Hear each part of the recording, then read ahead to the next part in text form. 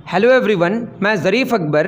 हमारा जो अकबर क्लासेस का जो इंटरव्यू सीरीज़ है उसमें 2 ऑलरेडी हमारा वीडियो बन चुका है, जिसमें हमारा जेई टॉपर और नीट टॉपर्स के बच्चों से हमने बात की है। अब हमारी बात जो सबसे ज़्यादा स्पेशलाइजेशन हमारा अकबर क्लासेस का ओलंपियाड्स का, उससे रिलेटेड जो हमारे बच्चे हैं जो टॉपर्स हैं, उसमें 2 हमारे टॉपर्स अबू बकर सिद्दीक़ और उमर फ़ारूक हमारे साथ जुड़े हैं, उनसे बातें करेंगे। और इसमें जो बहुत सारे ओलंपियाड्स इन्होंने दिए हैं, लेकिन हमारा डिस्कशन आज बेसिकली फ़ोकस्ड होगा हिंदुस्तान ओलंपियाड्स में, जिसमें उमर फ़ारूक क्लास 9 में पूरे बिहार में टॉप किया था, अबू बकर सिद्दीक़ क्लास 10 में पूरे बिहार में टॉप किया। तो इनसे बात करेंगे और भी डिफरेंट ओलंपियाड्स के बारे में ये लोग बताएंगे और किस तरीके से लोग पढ़ाई करते हैं, किस वजह से ये लोग टॉप कर पाते हैं, वो सारी बातों पर डिस्कशन होगा। सबसे पहले मैं उमर फ़ारूक को कहूँगा कि अपने बारे में थोड़ा ब्रीफ में बताएं। हेलो एवरीवन, मैं उमर फ़ारूक हूँ और मैंने जब मैं क्लास 7th में था तब मैंने अकबर क्लासेस ज्वाइन किया था और तब से मैंने ये जो पिछले 4 साल है उसमें मैं अकबर क्लासेस से ही जुड़ा रहा हूँ और ये मेरे लिए बहुत ज़्यादा ही बेनिफिशियल रहा है। मैंने ये 4 साल की जर्नी रही, उसमें मैंने बहुत कुछ सीखा और बहुत सारे ओलंपियाड अकबर क्लासेस की वजह से क्रैक कर पाए। ठीक है, थैंक यू उमर फ़ारूक। अब जो अबू बकर सिद्दीक़ है वो अपने बारे में कुछ ब्रीफ में बताएंगे। हेलो एवरीवन, मेरा नाम अबू बकर सिद्दीक़ है और मैं भी अकबर क्लासेस का 4 साल से स्टूडेंट रह चुका हूँ और ये मेरे लिए भी बहुत ज़्यादा बेनिफिशियल रहा है, क्योंकि हमारे टीचर्स ने हमेशा हमें इनकरेज किया है इसी टाइप के ओलंपियाड एग्ज़ाम्स को देने के लिए और इन्होंने हमें क्वालिटी एजुकेशन प्रोवाइड किया है, जिसकी वजह से हम अच्छे फ्लाइंग कलर्स से इन सारे ओलंपियाड्स में अच्छे रैंक हासिल कर पाए हैं। तो मैं बस हमारे इस प्यारे कोचिंग अकबर क्लासेस को बहुत ज़्यादा थैंक यू बोलना चाहता हूँ। ठीक है, थैंक यू अबू बकर सिद्दीक़। बात यह है कि हमारा जो आप अगर देखेंगे जो हमारा यहाँ पे जो हमारा डिस्क्रिप्शन है या हमारा जो टाइटल है उसके अकॉर्डिंग आप समझ गए होंगे कि हम लोग हिंदुस्तान ओलंपियाड से बात करने जा रहे हैं। लेकिन हिंदुस्तान ओलंपियाड तो समझ जाइए कि आपको बस आगे दिख रहा है, बट उसका जो बैकग्राउंड है, उसका जो बिहाइंड द सीन है, उसके बारे में डिस्कस करना ज़रूरी है कि जो अबू बकर सिद्दीक़ और उमर फ़ारूक हमारे पास बैठे हुए हैं, जो कि अभी दोनों रिसेंटली क्लास 10th में 10th का एग्ज़ाम दिए हैं। इससे पहले इसकी जो जर्नी रही है इसमें बहुत सारे इनके अचीवमेंट्स रहे हैं। मैं बात करूं, अगर बस कंक्लूड करूं कि हाँ ठीक है बहुत सारे ओलंपियाड्स दिए हैं, लेकिन लास्टली जो वो उन्होंने हिंदुस्तान ओलंपियाड्स दिए उसमें जो बिहार में टॉप किए, तो उसका बेसिकली किस तरीके से इनको पढ़ाई करना पड़ा, कौन सी किताब फॉलो करना पड़ा, तो ये सारी चीज़ों के बारे में वो अगर बताएं सबसे पहले उमर फ़ारूक, तो बेहतर होगा बच्चों को ये समझ आए कि कौन सी किताब पढ़नी चाहिए, किस तरीके से पढ़नी चाहिए, पढ़ने से ज़्यादा और कुछ क्या इंपॉर्टेंट चीज़ें जो करनी चाहिए, वो सारी बातें उमर फ़ारूक बताएँगे। Thank you sir. तो सबसे पहले मैं ये बताना चाहूँगा कि जब मैं क्लास 9th में था और मैंने हिंदुस्तान ओलंपियाड दिया था तो उस वक्त मैं स्टेट टॉपर बना था और ये मेरे लिए बहुत बड़ा अचीवमेंट था। ये बनने के लिए इसके लिए मैंने NCERT को, जैसे आप जानते हैं कि अकबर क्लासेस का जो क्लासरूम प्रोग्राम है वो मेनली फोकस्ड NCERT में है, तो हमें NCERT बहुत अच्छे से करवाया जाता है। उसकी ईच लाइन इम्पॉर्टेंट है, किसी भी लाइन से कभी कभी क्वेश्चन आ जाते हैं और बहुत लोग बोलते हैं अरे ये तो एक्टिविटी बेस्ड रिलेटेड है और ये मेन चीज़ नहीं है, बट NCERT के बहुत सारे की पॉइंट्स और हमें ये हैबिट डेवलप करनी पड़ेगी कि हम NCERT को ही एकदम लाइन बाय लाइन एकदम एक वेल प्रॉपर्ड मैनर में, एक अच्छे मैनर में NCERT को पढ़े। और फिर मैंने NCERT के अलावा मैंने पियर्सन की जो बुक्स आती है, पियर्सन फाउंडेशन की, वो भी फॉलो करी। उससे मैंने थोड़े जो अपने कॉन्सेप्ट्स हैं जो क्लास 10th के में जो चैप्टर्स हैं उनके थोड़े एडवांस कॉन्सेप्ट्स और आगे के क्लासेस के 1-2 चैप्टर्स के कॉन्सेप्ट्स जो रहते हैं उसमें मैंने अपनी अंडरस्टैंडिंग डेवलप की। और जैसे जानते हैं हिंदुस्तान ओलंपियाड में इंग्लिश, GK और ये साइंस और मैथ्स और रीजनिंग पूछा जाता है, तो रीजनिंग के लिए मैंने बहुत सारे एग्ज़ाम्स दिए, तो मुझे रीजनिंग का बहुत ज़्यादा, एप्टीट्यूड का बहुत ज़्यादा प्रैक्टिस ऑलरेडी हो चुका था। तो वही बात है कि जैसे कहते हैं, एक कहावत है कि practice makes a man perfect, तो वही चीज़ है कि जितना आप ज़्यादा प्रैक्टिस कीजिएगा उतना ही अच्छा आप ये जो सब्जेक्ट्स है उसमें ज़्यादा अच्छा हो पाइएगा। क्योंकि आप जैसे ज़्यादा एग्ज़ाम दीजिएगा फिर आपको बहुत सारी गलतियाँ होंगी, उस गलतियाँ से आप सीखिएगा और उस गलतियों को आप दोबारा नहीं करने का ठान लीजिएगा तो ये बहुत बड़ी बात होगी। क्योंकि ये भी कहा जाता है कि to err is a human, कि गलती करना ही इंसान का ये है, मतलब कर्तव्य है। तो लेकिन उस गलती को दोहराना ये एक बुरी बात है। तो हमें गलतियों से सीखना चाहिए और उन गलतियों को नहीं दोहरा के एक सीख लेना चाहिए और आगे बढ़ना चाहिए। तो मैं यही कहूँगा। Thank you sir. Thank you Umar. जहाँ तक इनकी बात समझ आई मुझे, तो वो कहना चाह रहे हैं कि आप गलती करें लेकिन गलती दोहराएं मत। तो गलती करना बहुत अच्छी चीज़ है, बट गलती को दोहराना बहुत बुरी बात है। तो यही बात मैं पूछूंगा कि जो अबू बकर सिद्दीक़, आपने किस तरह से पढ़ाई की, आपने किन किताबों को फॉलो किया? अकबर क्लासेस इसको किस तरह से प्रमोट करता है, इन किताबों को, या पढ़ाई के तरीके को लेकर किस तरीके से, सारी बातें आप थोड़ा सा ब्रीफ में रखें। हमारे टीचर्स ने हमेशा हमें इनकरेज किया है सबसे पहले कि आप किसी भी क्लास के लिए जो बेस्ट बुक अवेलेबल है वो एनसीईआरटी खुद है। आप अगर उसको लाइन बाय लाइन उसे अंडरस्टैंड करके एकदम समझें। जैसे मान लीजिए कि आपने कोई टेस्ट दिया, फिर अगर मान लीजिए आपके पास क्वेश्चन पेपर अवेलेबल है और बाद में आप चेक करना है कि मुझे ये क्वेश्चन समझ में नहीं आया, ये आया कहाँ से था। तो बहुत बार जैसे मैं अपने पर्सनल एक्सपीरियंस से कहूँ तो जब मुझसे बहुत सारे क्वेश्चन नहीं बनते हैं और मैं अगर क्वेश्चन पेपर से मैच करता हूँ कि किस किताब से आया है, किस कॉन्सेप्ट से, तो पता चलता है। जैसे केमिस्ट्री या बायोलॉजी में अक्सर ये होता है जो मतलब लैंग्वेज रिलेटेड थोड़े प्रॉब्लम्स होते हैं, तो पता चलता है कि एनसीईआरटी की कुछ कीन लाइन्स से वो ये जुड़ा हुआ होता है वो कॉन्सेप्ट। जैसे कि मैं अगर कोई एग्जांपल दूँ, जैसे कुछ बॉक्सेस बने हुए होते हैं हमारे एनसीईआरटी बुक में, उसे ज़्यादातर बच्चे, जैसे मैं भी पहले स्किप किया करता था, तो वो सारे लाइन भी बहुत इंपॉर्टेंट होते हैं। जैसे कि कॉम्पिटिटिव एग्ज़ाम, जैसे ये जो वेरियस ओलंपियाड्स होते हैं, इनमें इन्हीं लाइन्स से बहुत सारे क्वेश्चन बनाए जाते हैं। और एनसीईआरटी के अलावा एक जो बहुत इंपॉर्टेंट किताब जिसमें बस क्वेश्चन रहते हैं, वो एनसीईआरटी एग्जाम्पलर है, जिसके वजह से जो हमारे टीचर्स ने हमें तो इससे इस कोचिंग में आने से पहले हमें नहीं पता था एनसीईआरटी एग्जाम्पलर कोई किताब है। हमें अर्ली टाइम ही से 7 या फिर 8 ही से हमें एग्जाम्पलर दिया जाता था। हम उसके प्रॉब्लम सॉल्व करते थे और ये बहुत अच्छे लेवल के प्रॉब्लम्स होते हैं। जैसे कि आप अगर 10th क्लास में हैं, तो अगर आप ये ओसवाल या फिर एडुकार्ट के PYQs देख रहे होंगे तो आपको पता चलेगा, अगर आपने एग्जाम्पलर सॉल्व कर लिया तो वो मैक्सिमम पास्ट ईयर क्वेश्चन ये एग्जाम्पलर ही से हो जाते हैं। तो एग्जाम्पलर एक बहुत इंपॉर्टेंट बुक है। और जैसा कि इन्होंने बताया कि पियर्सन को भी सॉल्व करना और उसे पढ़ने में भी हमारे टीचर्स ने हमें बहुत ज़्यादा इनकरेज किया है, जिसने हमें थोड़े एडवांस कॉन्सेप्ट लर्निंग में मदद किया है, जिसने हमें फिर कॉम्पिटिटिव एग्ज़ाम्स में अच्छे फ्लाइंग कलर्स से ग्रेड हासिल करवाया है। Thank you. Thank you Abu की बात से जो बात समझ आई वो ये है कि बहुत सारे बच्चे कहते हैं अरे एनसीईआरटी क्या है, मैं तो RD शर्मा करता हूँ या मैं एस चांद बनाता हूँ, डिफरेंट बुक्स जो मोटी मोटी किताबें आती हैं।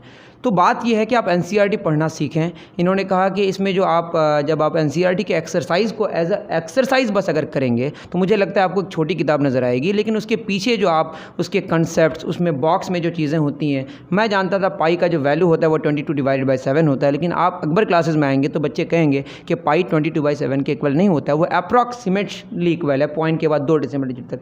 ये क्यों? ये ठीक से पढ़ना पड़ता है और एनसीईआरटी के क्लास 9 में ये साफ चीज़ें लिखी हुई हैं। मैं एनसीईआरटी की बात कर रहा हूँ। अब यहाँ पे एक और बात आई कि एनसीईआरटी तो बच्चे पढ़ते हैं, साथ में एक और किताब है जो आप तो जो पढ़ें वो टेक्स्ट बुक है। इसके अलावा जो आप देखते होंगे जितनी सारी किताबें जो मोटी मोटी किताबें, वो करते क्या हैं, वो एनसीईआरटी के क्वेश्चंस को लेते हैं जो एक्सरसाइजेज के क्वेश्चंस हैं और जो एग्जाम्पलर प्रॉब्लम्स जो कि अबू बकर सिद्दीक़ ने बताया कि और किताब आती है। मैं बच्चों को बताते हुए एनसीईआरटी की 2 किस्में हैं, एक टेक्स्ट बुक और एक एग्जाम्पलर प्रॉब्लम्स। टेक्स्ट बुक में मैथ्स साइंस होता है, तो एग्जाम्पलर में भी क्या होता है, मैथ्स और साइंस होता है। तो और एग्जाम्पलर में क्या है ना, एग्जाम्पलर प्रॉब्लम्स हिंदी में भी होता है, प्रश्नाचिका समथिंग इस तरह नाम से, उसमें बस क्वेश्चंस होते हैं। लेकिन बच्चे प्रॉब्लम कहाँ क्रिएट करते हैं, अगर एग्जाम्पलर ख़रीदते भी हैं तो उसमें वो अरिहान के या MTG के कुछ ऐसे पब्लिकेशन के जिसमें सोल्यूशन रहता है वो ख़रीदते हैं। मैं स्ट्रांगली रिकमेंड करता ही नहीं हूँ कि वैसी चीज़ों को आप ख़रीदें जिसमें सोल्यूशन हो। आप ख़ुद ट्राई करें, ऐसी चीज़ें ख़रीदें जो ओरिजिनल हो। तो ओरिजिनल क्या है आपका, NCERT। तो NCERT से बात शुरू करें। अगर आप NCERT के लेवल को क्रॉस कर रहे हैं, एग्जाम्पलर प्रॉब्लम्स को क्रॉस कर रहे हैं, ऐसा नहीं कि NCERT आप बस करें, जैसा कहे ये एग्जाम्पल्स को भी करना है, सैम्पल क्वेश्चंस को भी करना है। मतलब NCERT का एक एक लाइन आपको पढ़ना है, यहाँ तक कि जो बॉक्सेस में वो भी पढ़ना है आपको। तो ये सारी बातें मुझे समझ है अबू बकर सिद्दीक़ से। तो अब ये बात है कि हिंदुस्तान ओलंपियाड्स जो आप देख ही रहे हैं, हिंदुस्तान ओलंपियाड्स के बारे में बात है कि मैं बिहाइंड द सीन या जो बैकग्राउंड में चीज़ें और चलती है उसके बारे में डिस्कस करना चाहता हूँ। मैं पहले अब अबू बकर सिद्दीक़ से पूछूंगा कि जो क्लास 6 से या क्लास 7 से आपकी जो जर्नी शुरू हुई, वैसे जो बंदा कुछ करना चाहता है वो कुछ ना कुछ कर लेता है, लेकिन उसको अगर प्रॉपर गाइड मिलता है तो उसको और ज़्यादा बढ़िया वैसे चीज़ों को कर सकते हैं। तो आप किस तरह से शुरू किए, आपका पहले कैसा इंप्रूवमेंट था, कितना पोजीशन आता था इंटरनेशनल लेवल में, नेशनल लेवल पे, डिस्ट्रिक्ट लेवल पे, कुछ अगर आइडिया हो, कुछ याद हो तो क्लास 7 में क्या रैंक था, 8 में, रफ़ आइडिया ही, याद होना कोई ज़रूरी नहीं है बट रफ़ तो कुछ याद होगा। और इम्प्रूवमेंट कैसा रहा, इम्प्रूवमेंट हुआ या नीचे गया या नीचे ऊपर हुआ, ये सारी बातें थोड़ा रफ़ वे में ही सही, अगर एग्जैक्ट याद ना हो तो आप कर सकते हैं। मैंने सबसे पहले जो ओलंपियाड्स, तो जैसा कि आप लोग जानते हैं कि बहुत अर्ली क्लास से भी होता है, फर्स्ट क्लास का भी बहुत सारा वेरियस ओलंपियाड होता है। लेकिन मुझे ओलंपियाड्स के बारे में सबसे पहली बार जब मैं इससे रूबरू हुआ था वो क्लास 6 में हुआ था। मैं तब तक मतलब इस कोचिंग का हिस्सा नहीं था, लेकिन मैं सर के ताल्लुक़ में था, तो उन्होंने हमारे स्कूल में मतलब ओलंपियाड कंडक्ट करवाया था। तो हम सब ने जब ओलंपियाड दिया था तो फिर मुझे जैसे याद है कि साइंस और मैथ का हमने दिया था, तो उन दोनों में से किसी एक में मेरा लेवल 2 में हुआ था। लेकिन फिर जब हमने लेवल 2 का एग्ज़ाम दिया था हमारे इतने अच्छे नंबर नहीं आए थे। और जितना मुझे याद है कि ये लेवल 1 में मेरा 32 आउट ऑफ 60 आया था।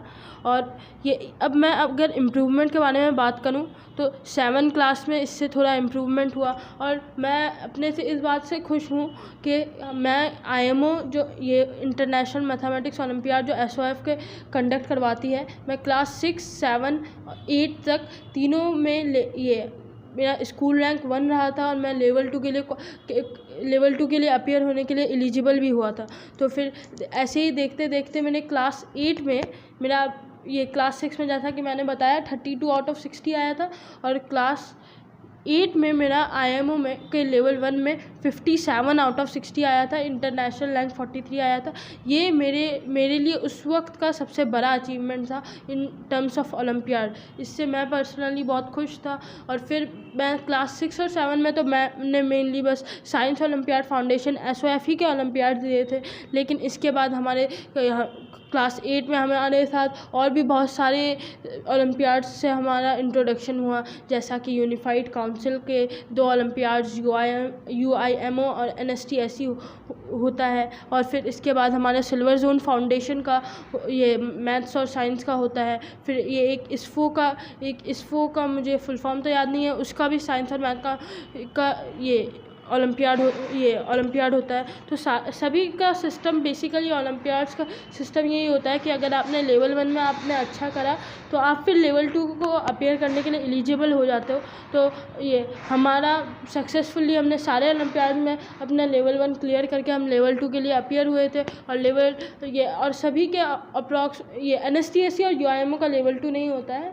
इन लोग में बस आपका लेवल 1 होता है। इसमें UIMO और NSTSE दोनों के में नेशनल अचीवर जो टॉप 100 रैंक आता है उसी के अंदर मेरी रैंक दोनों एग्जामिनेशन में आई। और बाकी सारे में हमारा मतलब अंडर 50 मैक्सिमम ओलंपियाड में अंडर 50 रैंक आया। लेवल 2 में भी हमने बहुत अच्छा किया। तो आप देख सकते हैं कि हमारा इम्प्रूवमेंट बहुत हाई स्केल से हुआ।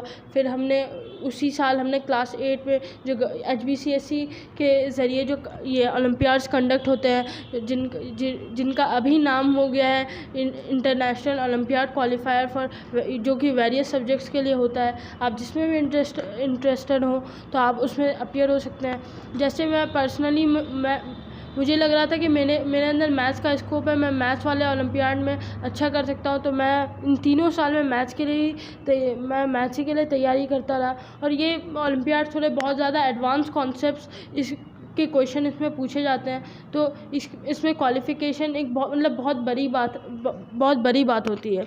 तो ये और हमारा जैसे कि इस बार जो क्लास 10th में जो IOQM हुआ था इस बार, तो क्योंकि कुछ रीजंस की वजह से इस बार इनमो भी नहीं हो सका था। तो IOQM में इस बार मुझे जितना पर्सनली 16 आउट ऑफ 40 आया था। इस बार 2 पार्ट में हुआ था, तो इसमें मुझे इस बार भी मेरिट सर्टिफिकेट मिल गया है, जो कि मुझे 9th में मिला था। मुझे इतना ही क्या।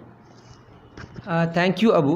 अबू ने एक बात कही कि इस का उनको फुल फॉर्म नहीं पता, इंटरनेशनल सोसाइटी फॉर ओलंपियाड्स, और डिफरेंट जो भी, अगर आपको लगे कि कोई ओलंपियाड्स का कोई आपको फुल फॉर्म चाहिए तो आप सर्च भी करेंगे इंटरनेट में तो आपको मिल जाएगा, या आप कमेंट सेक्शन में लिख सकते हैं, वो एक अलग बात हो गई। तो इम्प्रूवमेंट की जहाँ तक बात है कि आप जो भी हो, जो पढ़ाई करते हो, अगर मोटिवेट होना चाहते हैं इन लोगों से, तो सबसे बड़ा मोटिवेशन का जो आपके पास कंटेंट है इन लोगों के पास, वो ये है कि ये लोग इम्प्रूव किया है, हमेशा अपने आप को चेंज करने की कोशिश की है। शुरू से ही आप देख रहे होंगे कि लेवल 1 क्रॉस करना एक बहुत बड़ी बात होती है। शुरू में जब बच्चे ओलंपियाड देना शुरू करते हैं तो उस वक्त से ही वो लेवल 1 क्वालिफाई किया था। लेवल 1 क्वालिफाई करके लेवल 2 को गए थे, मतलब लेवल 2 में एलिजिबल हो गए थे बैठने के लिए।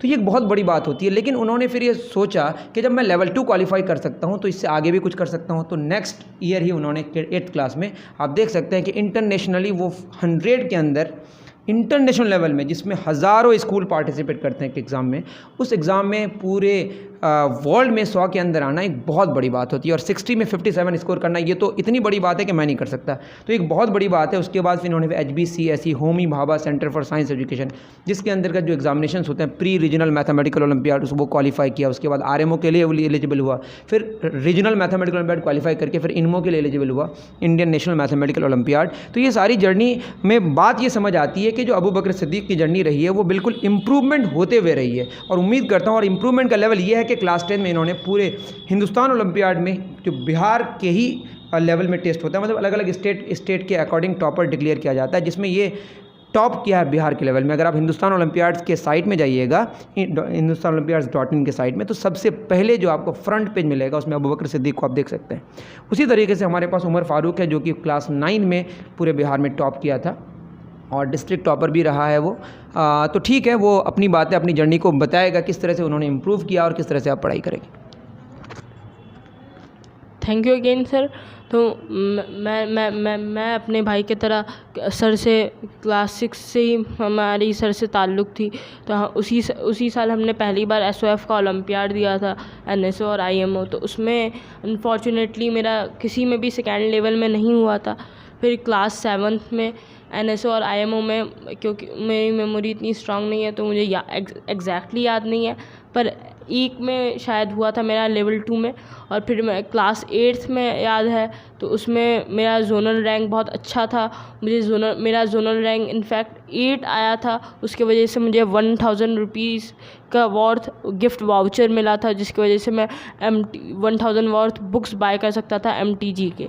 तो वो बहुत ज़्यादा ये बहुत ज़्यादा अच्छी फीलिंग थी कि मुझे कुछ रिवार्ड मिला है, जिसकी वजह से मैं कुछ बुक्स बाय कर सकता हूँ। तो मैंने आपने देखा कि क्लास 6 में मैं किसी में भी नहीं गया था। फिर मैंने क्लास 7 में एक का लेवल 2 पास किया और दूसरे में मेरा जोनल रैंक 8 आया, तो वो मेरे लिए बहुत ज़्यादा अच्छा था। फिर मैं UIM और NSTSC में मैं नेशनल अचीवर रहा था। तो वो भी बहुत ज़्यादा अच्छा, बहुत ज़्यादा मुझे ये अच्छा लगा था मुझे वैसे अचीवमेंट्स पाने के बाद। फिर मैंने PRMO क्वालिफ़ाई किया था और उसके बाद मैं RMO के लिए एलिजिबल हुआ था, और 1 मार्क्स की वजह से मेरा इनमो में सिलेक्शन नहीं हो पाया था। फिर क्लास 9 में, क्योंकि वो कोविड एरा के वजह से हमने ज़्यादा ओलंपियाड नहीं दिए, IOQM दिया था, क्योंकि जो प्री RMO है वो रीनेम हो गया था, और जो स्टेजेस है, मतलब जो स्टेजेस का जो ये था मेथड था वो चेंज हो गया था। जैसे प्री RMO और RMO को मर्ज करके IOQM बना दिया गया था, तो उसी में हमारा हुआ था। तो उसमें हमें मेरिट सर्टिफिकेट मिला था। और इस साल फिर हमने 10th में IOQM दिया इस बार। जैसे और भी फिर से ये जो मेथड, जो स्टेजेस थे, फिर से इन्हें 3 स्टेजेस को मर्ज कर दिया गया, पहले 3 स्टेजेस को, IOQM part A part B। उसकी वजह से हमारा पार्ट A में 16 मार्क्स आउट ऑफ 40 आया, तो हमें मेरिट सर्टिफिकेट भी मिला। तो वो बहुत ज़्यादा अच्छा लगा। तो यही आप देख सकते हैं कि हमने हमने हमने मतलब जो ये किया है वो कॉन्स्टेंटली इम्प्रूव किया है। और मैं इसमें अकबर क्लासेस का बहुत ज़्यादा फिर से शुक्रगुज़ार हूँ कि उन्होंने जो ये इम्प्रूवमेंट है इसके लिए मैं हमारी बहुत ज़्यादा मदद की। थैंक यू उमर का भी आप जैसा देख सकते हैं अबू के जैसा ही उन्होंने जब 6th में एग्ज़ाम दिया, 6th में SOF साइंस ओलंपियाड फाउंडेशन, अगर आप नहीं जानते हैं SOF का full form science olympiad foundation है। यूनिफाइड काउंसिल के अंदर जो 2 एग्जामिनेशंस हैं NSTSE national science talent search examination और UIMO unified international mathematics olympiad, ये सारे ओलंपियाड्स एक ही जैसे कुछ हैं। किसी में लेवल 1 होता है बस, किसी में लेवल 1 लेवल 2 होता है। SOF की जहाँ तक बात करें उसमें लेवल 1 लेवल 2 होता है मैथ्स और साइंस का, किसी में नहीं भी होता है। तो बात ये है कि 6 में इन्होंने उमर फारूक की अगर बात करें, समझ जाइए अपने आप को वो ये सोच सकते थे कि मैं कुछ नहीं कर सकता। 6th क्लास में उन्होंने लेवल 2 के लिए एलिजिबल भी नहीं हो पाया, मतलब इतना ख़राब स्कोर किया। लेकिन उन्होंने ठाना कि 7 से कुछ करना है, तो 7 में उन्होंने लेवल 2 क्वालिफाई किया। फिर उसके बाद और इम्प्रूव किया। ऐसा इम्प्रूवमेंट हुआ कि आई थिंक जहाँ तक मैं समझ पा रहा हूँ, मुझे याद है कि 8th क्लास में उन्होंने जोन के अंदर 10 के अंदर रैंक लाना, ये बहुत बड़ी बात है। एक जोनल रैंक होता है, एक इंटरनेशनल रैंक होता है। जोन समझ जाइए बिहार और झारखंड का कि एक जोन होता है इस तरह से, ठीक है। एक जोन में अंडर 10 दैट इज़ आप कोई रैंक लाते हैं डिस्ट्रिक्ट लेवल में या नेशनल लेवल में या स्टेट लेवल में, और वो 1 डिजिट रैंक हो, that is not a matter of joke. ये बहुत बड़ी बात है। फिर उनको 1000 का गिफ्ट मिला, जिसकी वजह से उनको बहुत ज़्यादा वो मोटिवेट हुए, जिसकी वजह से वो फिर और एक एग्जामिनेशन, जो कि मैंने भी रिसर्च किया, बहुत सारी चीज़ें मैंने देखा, बहुत सारे बड़े बड़े इंस्टीट्यूट को फॉलो किया, तो पता चला कि Homi Bhabha centre for science education के द्वारा एक टेस्ट होता है मैथमेटिक्स का, जिसको बोलते हैं हम लोग प्री रीजनल मैथमेटिकल ओलंपियाड। अभी तो उसका नाम चेंज हो गया, ये लोगों ने इन्फॉर्मेशन दे ही दिए होंगे आपको। तो वो pre regional mathematical olympiad qualify किया, जिससे RMO के लिए एलिजिबल हुआ। फिर वो RMO क्वालिफाई नहीं कर पाया, बस उसका भाई जो अबू बकर सिद्दीक है वो क्वालिफाई किया। बस एक मार्क के लिए उमर फारूक छूट गया, ठीक है। लेकिन तब भी उन्होंने हिम्मत नहीं हारा। फिर वो हिंदुस्तान ओलंपियाड में क्लास 9 में, जैसा कि आपको पता है, अबू बकर सिद्दीक से पहले ही वो उन्होंने छलांग मार दिया। फिर उसके बाद थोड़ी मेहनत कम की होगी, जिसकी वजह से फिर वो छलांग मार दिया, क्योंकि दोनों ही आगे पीछे रहते हैं। तो उन्होंने हिंदुस्तान ओलंपियाड में क्लास 9 में पूरे बिहार में टॉप किया। तो हमारा मेन वीडियो तो इसी पे था, लेकिन हमें बिहाइंड द सीन बात करनी थी, पीछे की चीज़ों की बात करनी थी कि कैसे बच्चे आगे बढ़ते हैं जिससे आपको फ़ायदा हो। तो ये सारी बातें थी। और लास्ट जो हम बहुत बड़ा सेशन नहीं करना चाहते, बहुत ज़्यादा वक्त नहीं लेना चाहेंगे। अब मैं लास्ट जो अबू बकर सिद्दीक से ये पूछना चाहूँगा कि आप अपने, पूछना तो नहीं चाहूँगा मैं, एज अ मतलब अगर आप देख रहे हैं, मोटिवेट होना चाहते हैं अबू बकर सिद्दीक से, तो अबू बकर सिद्दीक आप लोगों को क्या कहना चाहते हैं? अगर एक लाइन में कहना चाहें कि किस तरह से पढ़ाई करें, कुछ तो एक लाइन होगा उनका, वो क्या कहें? जो मतलब मैं तो सजेस्ट करूँगा कि आप लोग जो भी एक बुक फॉलो करना है, मेनली तो आप सबसे पहले आप जो भी बुक फॉलो करना चाहते हैं आप फॉलो करें, लेकिन आप अपनी प्राइमरी बुक जिसको आप फॉलो करें उसे NCERT बनाएं। उस NCERT के एक एक लाइन को समझें। अगर आप मैथ्स के एक्सरसाइजेज वगैरह बनाना है तो सबसे पहले NCERT से बनाएंगे, फिर एक लेवल अप कीजिए, NCERT एग्जाम्पलर में बनाएंगे। फिर अगर आप बना रहे हैं तो आप प्रॉब्लम को फील कीजिए कि आप समझ पा रहे हैं, प्रॉब्लम को एकदम कम्प्लीटली समझ पा रहे हैं। और ये कि क्यों अगर आप जैसे मान लीजिए आपसे कोई प्रॉब्लम नहीं बना, आप उसका सॉल्यूशन देख रहे हैं और आपने बस अपना, अगर आपको होमवर्क मिला था आपने बस कॉपी में उतार लिया, आपने उसे अच्छे से समझा नहीं, तो अगर आप कॉपी में उतार ही रहे हैं, ऐसा कोई फॉरबिडन नहीं है कि आपको सॉल्यूशन नहीं देखना है, लेकिन अगर सॉल्यूशन देखना है तो उसे ढंग से समझना है, अच्छे से समझना है, जिसकी वजह से आप अगर मान लीजिए आप कभी रिवाइज़ कर रहे हो, कभी आप दूसरी बार इसी सेम एक्सरसाइज को बनाने हो, तो फिर से आपसे ये गलती ना हो, फिर से ऐसा ना हो कि फिर से आप ना बना पाए, फिर से आपको एबल होना पड़ेगा इसको बनाने के लिए। यही बात है स्कोप ऑफ इम्प्रूवमेंट। आप पहले वो क्वेश्चन नहीं बना पा रहे थे, लेकिन अगली बार आप वो बना पा रहे हैं। बस इतना ही कहूँगा कि आप अच्छे से रिवाइज़ कीजिए, और जैसा कि हमारे अकबर क्लासेस का मोटो रहा है कि we train our students to think logically. आप लॉजिकली प्रॉब्लम्स और सारे कॉन्सेप्ट्स को समझने की कोशिश करें। Thank you sir. बहुत शुक्रिया अबू बकर सिद्दीक। जैसे अबू बकर ने बताया कि आपकी प्राइमरी चीज़ जहाँ से बात शुरू होनी चाहिए वो NCERT है, और बहुत ही सही चीज़ है वो। ठीक है। और उसमें अगर आप एनसीईआरटी जब करेंगे तो फील करके करें, एग्जाम्पलर प्रॉब्लम्स को बनाएं। क्वेश्चंस को आप कॉपी कर सकते हैं किसी अपने दोस्त से या इंटरनेट से, लेकिन आप समझ के करें। और फीलिंग बहुत इंपॉर्टेंट है, मतलब आप अपने आप को उस क्वेश्चन के सोल्यूशन के साथ टच कर पाएँ, ठीक है। जैसे इन्होंने बताया होमवर्क किसी का आप कॉपी कर सकते हैं, लेकिन आप समझ के करें, सोल्यूशन देख सकते हैं, समझ के करें। इसी से आपको स्कोप ऑफ इम्प्रूवमेंट मिलता है। और लास्ट बात उन्होंने जो कही है कि कोई भी चीज़ पढ़ें तो आप, मेरा टैग लाइन मतलब अकबर क्लासेस का जो टैग लाइन है वो थिंक लॉजिकली, उस पर ज़रूर गौर करें, ठीक है। सेम क्वेश्चन मैं करना चाहूँगा उमर फारूक से कि आप क्या कहना चाहेंगे इस मामले को लेकर।